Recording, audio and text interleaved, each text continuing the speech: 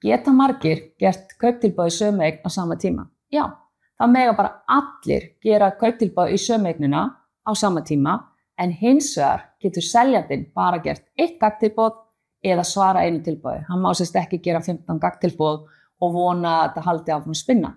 Það rosalega mikilvægt að hafa í huga að það fer svolítið eftir hvernig markaðan ef við erum á kaupendamarkaði til dæmis, þá algengt að berist mörg kauptilboð í sömu eignina og sum jafnvel yfir ásettu verði. Og þá vill fólk stundum reyna hvað hægt að bjóða og ég hef oft fengið aðilega sem að vilja bjóða lágt tilboð og maður segir það komið 5 tilboð sem hærri en þitt. Og þá segir kaupandinn, já ég vil bara prófa þetta verið, ég fæ það bara gagntilboð. Nei, það eru enga líkur á því ef að þú ert með 7. lægsta tilboði að seljandinn velja að gera gagntilboð á þig.